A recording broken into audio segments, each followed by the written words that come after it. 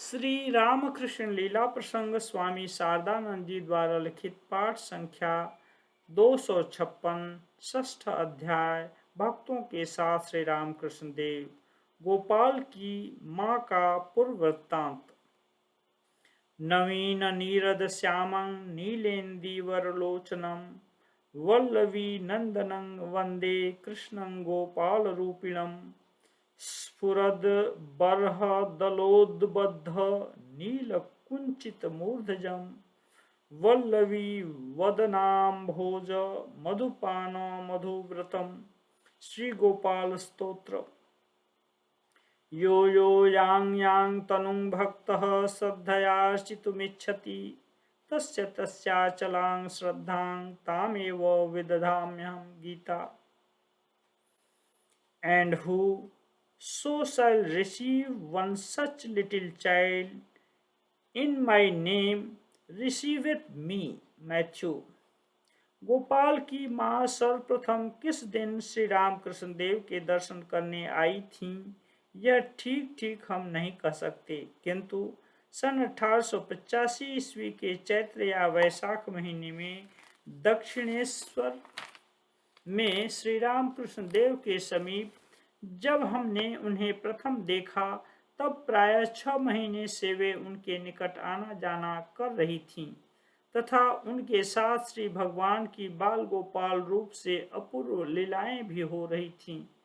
हमें अच्छी तरह याद है कि उस दिन गोपाल की माँ दक्षिणेश्वर में श्री रामकृष्ण देव के कमरे के उत्तर पश्चिम कोने में, जहाँ गंगा जल का बड़ा घड़ा रखा हुआ था, उसके समीप आग्नेय दिशा की ओर, यानी श्री रामकृष्ण देव की मुंह की ओर मुंह किए बैठी थी। यद्यपि उस समय उनकी आयु 60 वर्ष की थी, किंतु उनको देखकर यह समझना कठिन था, क्योंकि वृद्धा के चेहरे पर बालिका का सा आनंद हिलोने ले रहा था। हम लोगों का परिचय प्राप्त कर वे बोली, तुम गी के पुत्र हो? हम तो तब तो हमारे ही हो। अच्छा, गी का पुत्र भक्त बन गया है। अब की बार गोपाल किसी को बाकी नहीं छोड़ेगा, एक एक कर सभी को खींच लेगा। अच्छी बात है, पहले तुम्हारे साथ माइक संबंध था, अब उससे भी अधिक निकट संबंध स्थापित हुआ है, इत्यादि। यह आज से 24 वर्ष पूर्व की बात है। गोपाल की माँ को श्री रामकृष्ण देव के प्रथम दर्शन सन 1884 ईस्वी के मार्गशीर्ष का महीना था। आकाश भी स्वच्छ तथा उज्जवल था। हमें याद है कि उस वर्ष कार्तिक के प्रारंभ से ही कुछ कुछ ठंड पड़ने लगी थी। अधिक शीतोष्णता रहित उस हेमंत काल में ही संभवतः गोपाल की माँ को श्री रामकृष्ण देव के प्रथम दर्शन प्राप्त हुए थे। पटलडांगा के स्वर्गीय गोविंद चंद्र दत्त का कामारहाटी में गंगा जी के तट पर जो मंदिर तथा बगीचा है, वहीं से नाव पर सवार होकर वे सब श्री रामकृष्ण देव के दर्शनार्थ उपस्थित हुई थी। बहुवचन शब्द का प्रयोग इसलिए किया गया है कि उस दिन गोपाल की माँ अकेली नहीं आई थी। उस बगीचे के मालिक की विधवा पत्नी कामिनी नामक अपनी एक दूर संपर्की आत्मीया को लेकर गोपाल की माँ के साथ आई थी। श्री रामकृष्ण देव का नाम उस समय कलकत्ते के अनेक व्यक्तियों के निकट परिचित हो चुका था। इन्होंने भी जब से इस अलौकिक साधु भक्त का नाम सुना था, तभी से उनके दर्शन के लिए लालायित थीं।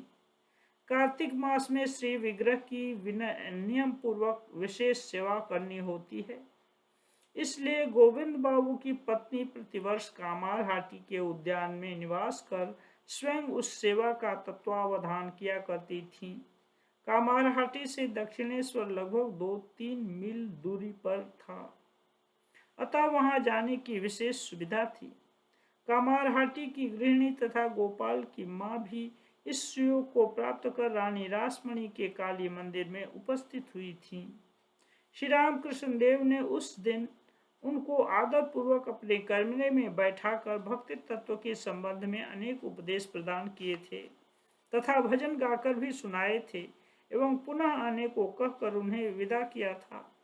वापस आते समय कामारहाटी की गृहिणी ने श्री रामकृष्ण देव को अपने मंदिर में पधारने के लिए आमंत्रित किया।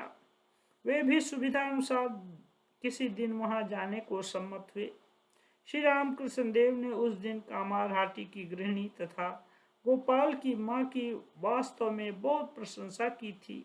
उन्होंने कहा था, आहा, उनके चेहरे में क्या अपूर्व भाव है, मानो भक्ति प्रेम में वे तैर रही हैं। कैसे प्रेम से भरे हुए नेत्र हैं, नाक का तिलक तक भी कितना सुंदर है। अर्थात उनकी चाल ढाल वेशभूषा आदि में मानो उनके भीतर का भक्ति भाव प्रकट हो रहा था, किंतु उनमें बनावटीपन कुछ भी नहीं था। पटलडांगा के स्वर्गीय गोविंद चंद्र दत्त महोदय कलकत्ते के किसी प्रख्यात व्यापारी के ऑफिस में मुनीम थे। वे कार्यकुशल तथा उद्यमी थे, किंतु कुछ दिन बाद पक्षाघात से पीड़ित हो वे अशक्त हो गए थे। उनके एकमात्र पुत्र की पहले ही मृत्यु हो चुकी थी। केवल उनकी दो पुत्रियां भूतो एवं नारायण तथा दोनों की संतान आदि जीवित थी। उनकी संपत्ति भी कोई कम नहीं थी, इसलिए धर्म चर्चा तथा पुण्य कार्यों में ही उनका अवशिष्ट जीवन व्यतीत होता रहा। घर पर रामायण महाभारत आदि की कथा कराना, कामारहाटी के बगीचे में समारोह के साथ श्री राधा कृष्ण विग्रह स्थापित करना, श्रीमद् भागवतादि शास्त्रों का पारायण, अपनी पत्नी के साथ तुला दान का अनुष्ठान कर ब्राह्मण गरीब आदि को दान करना इत्यादि अनेक सत्कर्मों के अनुष्ठान वे कर गए थे।